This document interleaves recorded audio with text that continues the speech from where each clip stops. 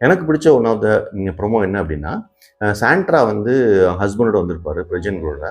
அவர் வந்து வெளியே எவிக்ட் ஆகிற மாதிரி ஒரு சீன் இருக்கும். காரில் வெளியே போயிட்டு திருப்பி வருவாங்க. அதுக்கு ஒரு ப்ரொமோ போட்டிருந்தாங்க.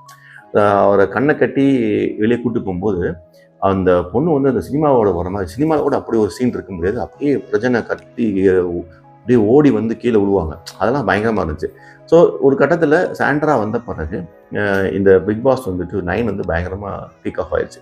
ஏன் இதை சொல்கிறேன் அப்படின்னா, என்னுடைய அசம்ஷன் வந்து என்னென்னா, யார் டைட்டில் வின்னர் யார் டைட்டில் வின்னுங்கிறாங்க. கிட்டத்தட்ட எனக்கு தெரிஞ்சு சாண்ட்ராவுக்கு தான் டைட்டில் வின்னர் கொடுக்குறதுக்கு 100% வாய்ப்புகள் இருக்குது. ஏன்னா அவங்க இழந்தது, அவங்க அடிபட்டது, அவங்க பேனிக் அட்டாக்காக வந்தது, அவங்க பர்சனல் ட்ரீட்மெண்ட் நிறைய பேசப்பட்டது. அது மட்டும் இல்லாமல் விஜய் சேதுபதி வந்து அவங்களுக்கு வந்து பர்சனல் ஸ்பேஸ் கொடுக்குறாரு. அதுதான் நிறைய வந்து அவங்க வந்து நிறைய வந்து இதை இழந்திருக்காங்க, கண்டென்ட் கிரியேட் பண்ணி கொடுத்துருக்காங்க. அது என்னுடைய அசம்ஷன். ஓகே, மேபி விக்ரமுக்கு கொடுக்கலாமா, வினோத் கொடுக்கலாமா, திவ்யா கொடுக்கலாமான்னு வரும். அரோரா கொடுக்க மாட்டாங்க. ஸோ எனக்கு தெரிஞ்சு வினோதுக்கு தான் காம்படிட் பண்ணுறாங்க. பட் அதை தாண்டி சாண்ட்ராவுக்கு டைட்டில் கொடுக்குறதுக்கு 100% வாய்ப்புகள் இருக்குது. இதோட முடிஞ்சா